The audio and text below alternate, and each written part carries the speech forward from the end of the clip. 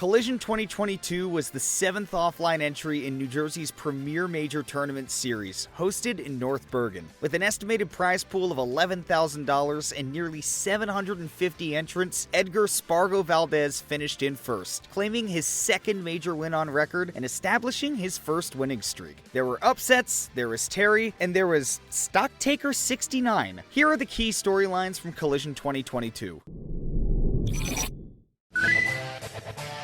He's done it again. Following his first major win at Ultimate Summit 4, Spargo won his first open entry major at Collision by taking out the runners-up Tweek, MKLeo, and Riddles on his path to Grand Finals. There, after a surprise win for Tweek against MKLeo in Losers Finals, Spargo and Tri-State's Joy Boy squared off in a 6-game set. Despite getting 3-0'd by Tweek to kick things off, Spargo managed to bounce back and do the same in return. On the surface, it's easy to dismiss the results at Collision as a return to the status quo. Spargo, Tweek, and MKLeo placed within the top 3, as we've all come to expect from the trio. However, the balance of power between the three continues to shift in Spargo's favor, making for an increasingly interesting game of tug-of-war between the players. The road to Spargo's win wasn't all rainbows and butterflies, though. There were a few close encounters throughout Spargo's run, including a Game 5 set against Grayson, a Rob main from Texas, and Leon, a top Tri-State player widely considered to be the best Bowser in the world. Tweek also had a performance worth celebrating, placing second while taking sets off both MKLeo and Spargo, though losing to Spargo in winners semis in the Grand Finals reset. His win over Leo marks the first time he's beaten the God of Ultimate since Summit 3, a win coming in an incredible set full of huge comebacks and heart-wrenching false kill screens. Notably, this was the first time Tweek has beaten Leo in an open bracket, or in front of a crowd, since Frostbite 2019. 6 different times Tweek managed to bring Leo to set point, but couldn't seal the deal. EVO 2019, SmashCon 2019, Congo Saga twice, Frostbite 2020, and Riptide all saw Tweek push Leo to the brink. With that history, you can understand why the Losers Finals victory was such a meaningful one for Tweek. The latest edition of the Leo-Tweek saga was especially exciting, as the two managed to avoid each other throughout Ultimate Summit 4 thanks to Tweek's loss to Light. Though he may be less consistent than Spargo and Leo for the moment, Tweek's top 2 finish this weekend shows that without a doubt, he's still in contention for top 3 in North America, if not the world. Before we discuss MKLeo,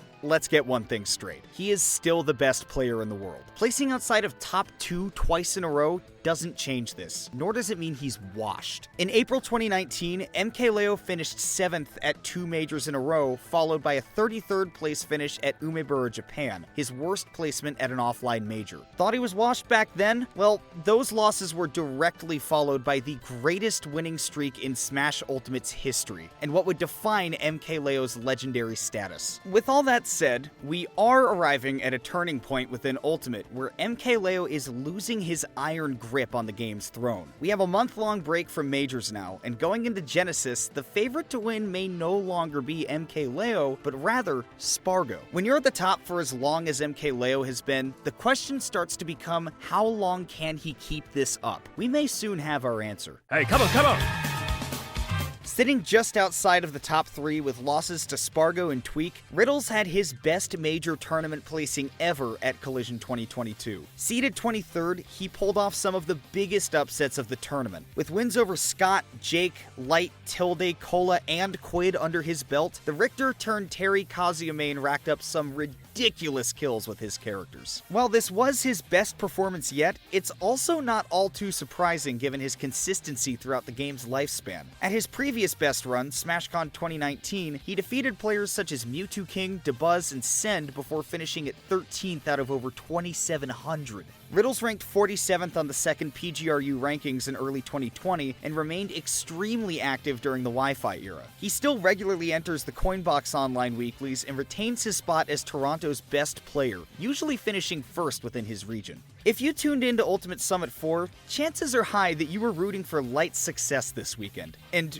who could blame you? The Fox player is on a hot streak, recently garnering his best results since Ultimate's first few months on the market. Collision was another top 8 to add to that list, taking out Leon, Zomba, and Chag in losers before Tweek ended his run at 5th. Rounding out the top 6 was Quid, the young Pokemon trainer prodigy who made his first major appearance since his career-defining win at Let's Make Big Moves 2022 back in January. We finally got to see Quid face off against MKLeo in winter semis, and though it ended in a loss, he did draw blood with a 3-1 game count. By placing in the top 8 for a second major in a row, Quid proved that his LMBM victory wasn't just a fluke. Now, if only we could see him compete again outside of tri-state events.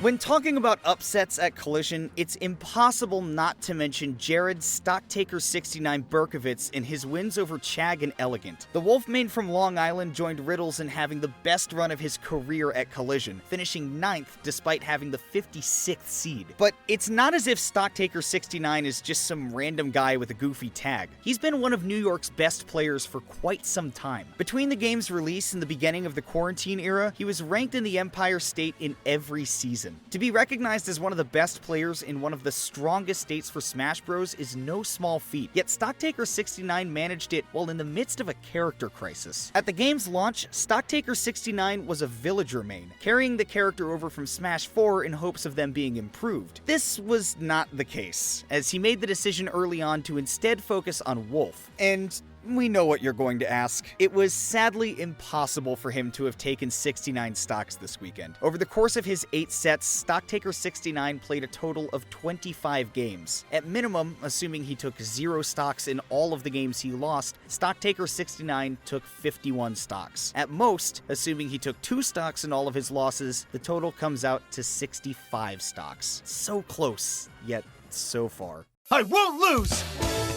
To finish out this recap, let's highlight a loser's run that may have fallen under the radar. Very early on in the bracket during Winners Round 3, a set took place that resulted in an upset factor of 9, the highest of the tournament. Weezer, a DDD main who was seeded 270th, emerged victorious. Weezer would go on to beat MRW, an Incineroar main from Buffalo, New York, before ending his run at 33rd to Big Boss and Suarez. The loser of the aforementioned upset, Goblin, was seeded 14th, and not expected to fall to loser's side until top 32. However, he now found himself in a position where one more set loss would mean elimination from the tournament, several rounds earlier than expected. How did Goblin respond? By destroying loser's bracket and ending countless runs for other players, of course. High-level players such as Pelka, Mercury, Zane, and Soar now had to face a raging demon who seemed hell-bent on clawing his way back to his projected placement. And that he did, also taking out Suarez and Elegant, who was already down on his luck after his Stocktaker69 upset, to make it into top 16 loser's side. Goblin was eventually taken out by fellow Moist member and Roy player Cola, ending his run at 13th and meeting his seed against severely stacked odds. He ended up playing more sets than nearly everyone else in the tournament, second only to Tweek, whose Grand Finals reset made his total set count just 1 more than Goblin's. While that loser's run was incredible, requiring perseverance we could only expect from a top player like Goblin, he seems to have a knack for this sort of thing. At Riptide 2021, he lost to Meister in round 2 pools before making a 6-set run through top 24, crushing his seed of 36 and ending the tournament with a top 6 finish. Then at Low Tide City, Goblin would once again fall to losers from pools round 2 in order to upset his way through